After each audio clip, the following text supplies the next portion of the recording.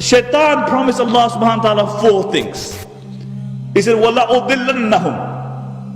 He said, I will lead them astray. And you look at majority of humanity today, instead of becoming the servants of Rahman, they are the servants of Shaitan. Then he said, وَلَأُمَنِّيَنَّهُمْ. And he said, I will give them unto their false passions and their desires. And subhanAllah, you can broadly define false passions and desires into 2. One are your carnal desires, your desire for the flesh. And you look at our society, how it has succumbed to the wish of Shaitan. Really, you look into our society today, that it is a sex-driven society, it is a sex-mad society. That the society promotes sex as long as you have safe sex, because according to them it's a physical thing, you carry on.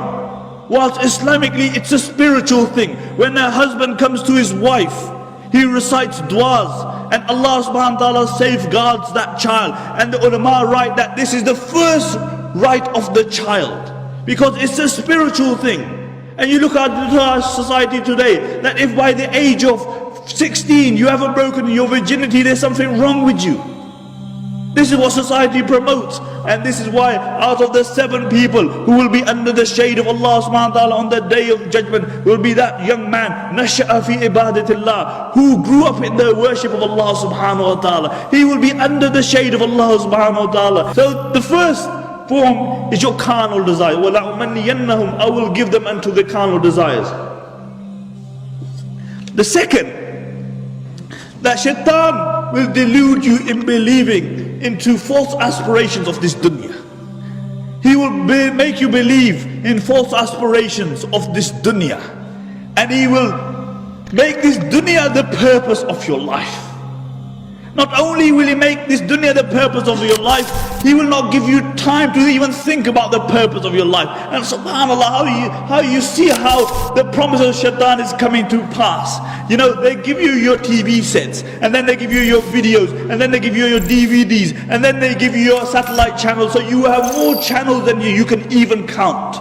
And then they give you your mobile phones, and then they give you voice activated mobile phones, and then they give you your camera phones, and then they give you your video phones, and then they give you the internet, and then they give the internet on your mobile phone, so that the posters say you can shop until you drop dead.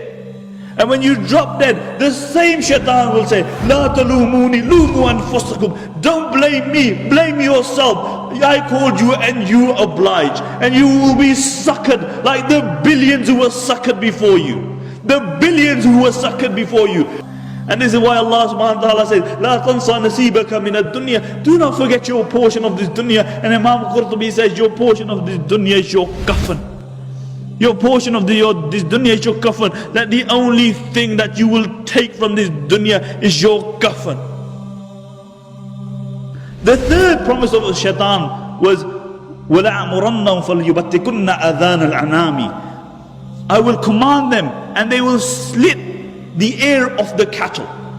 What the mushrikeen would do is that they would slit the ear, and they would slit the animal, and they would let on the name of their gods, and they would let it walk.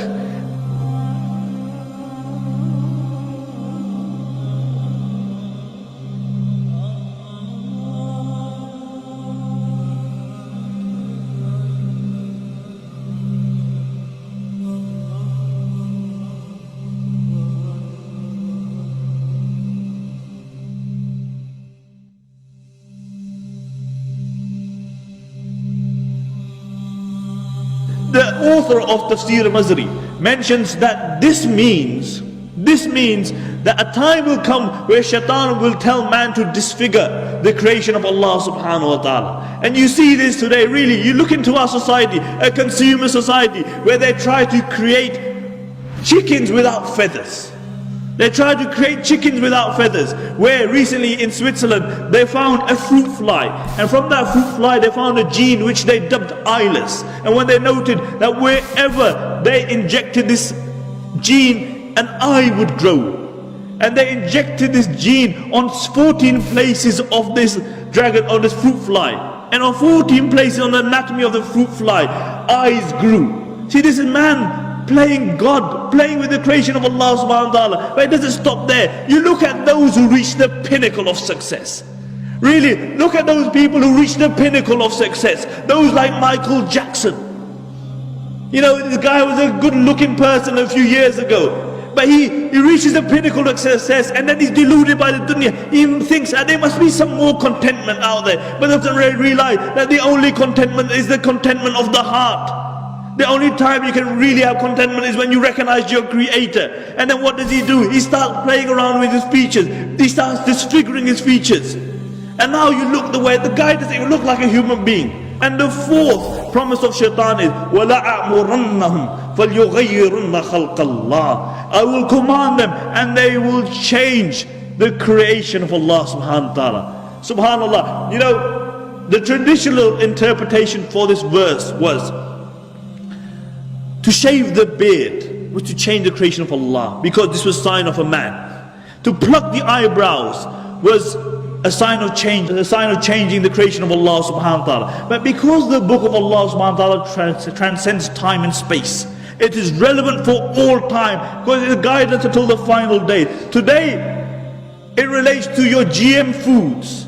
This is changing the normal process, changing the creation of Allah subhanahu wa ta'ala. See, when they take the antifreeze gene from the Arctic fish, and they inject it into your tomatoes so they have longer shelf lives. This is playing with the creation of Allah subhanahu wa ta'ala. Because believe it or not, fish don't have relationships with tomatoes.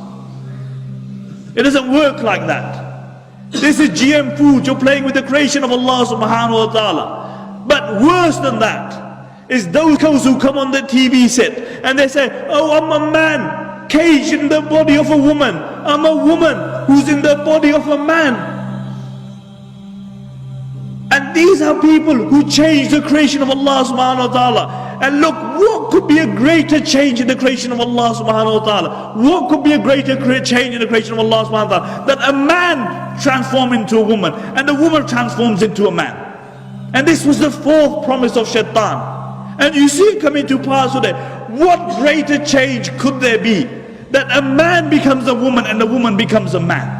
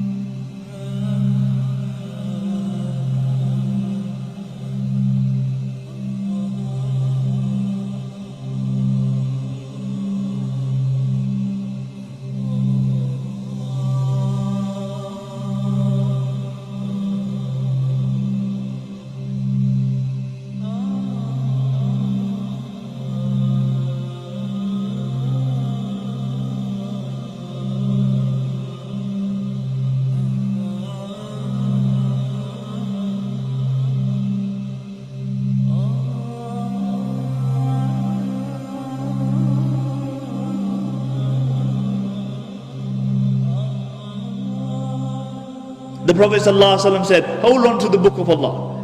فِيهِ نَبَأُ مَنْ كَانَ قَبْلَكُمْ وَخَبْرُ مَا بَعْدُكُمْ وَحُكْمُ مَا بَيْنَكُمْ. And the book of Allah subhanahu wa ta'ala is a hukm between you. It is a thing which passes verdict between you. هُوَ الْفَصْلِ لَيْسَ بِالْحَصْلِ. It is a thing which differentiates between right and wrong, and it is not jest. And if you take it as jest, then listen to the words of the Prophet ﷺ. He said, "Man tarakahu min jabbarin qasamahu Allah, wa man ibtagha al-khuda fi ghayri adallahu Allah." Listen to the words again. "Man tarakahu min jabbarin قَسَمَهُ اللَّهُ وَمَنِ ابْتَغَى الْخُضَى فِي غَيْرِ أَضَلَّهُ اللَّهُ. The Prophet ﷺ said, whoever seeks guidance in other than the book of Allah because of arrogance, because he believes that guidance lies in some other philosophy, some other ideology other than the book of Allah, then Allah will break his neck. Allah will break his neck. And whoever seeks guidance in other than the book of Allah, Allah will lead them astray. Really, you don't have to go past these two sentences to understand why the Muslim Ummah is in the decadence that it is in today. Do you? The Prophet ﷺ articulated this 1400 years ago, that when the Muslims will think that their honor lies somewhere else, that Allah will disgrace them. Look at the Sahaba radiallahu anhum. These were a group of people who were regarded by the rest of humanity as Safilin. And then the Prophet ﷺ came and he transformed these people. He brought an impetus, he brought a drive, and this was Islam. And then these very people who were regarded as the worst of people became the best of people to walk upon this earth after the Anbiya alayhi salatu wasalam. What was it? It was Islam. See, for other people, other philosophies will work. For other people, other ideologies will work. But for the Muslims, nothing besides Islam will work. Because this is ummah regarding what the Prophet Allah subhanahu wa ta'ala articulates in the Quran. كُنْتُمْ خَيْرَ أُمَّةٍ أُخْرِجَتْ لِلنَّاسِ تَأْمَرُونَ بِالْمَعْرُوفِ وَتَنْهَوْنَ عَنِ الْمُنْكَرِ. That you are the best of creation. You are taken out for mankind. Now, if you think that your Izzah lies in some other philosophy and ideology, you're deluded. The only time the Muslims had respect were when they held on to the deen of Allah subhanahu wa ta'ala. Look at history. And then when they turned away from the deen of Allah subhanahu wa ta'ala, Allah turned away from them. And this is why we find ourselves in the decadence that we do today. Look at the state of the Muslims. And until we realize that the problem that we have today is because we have turned away from Allah subhanahu wa ta'ala, and we go back to the Quran and the Sunnah, we go back to the words of the Prophet sallallahu alaihi wasallam and find our remedy. But the problem is that we look for remedies everywhere else other than where we should. And this is why we're in a sick state. Aren't we sick today? Aren't the minds of the youth confused? What should we hold on to? Aren't the hearts sick?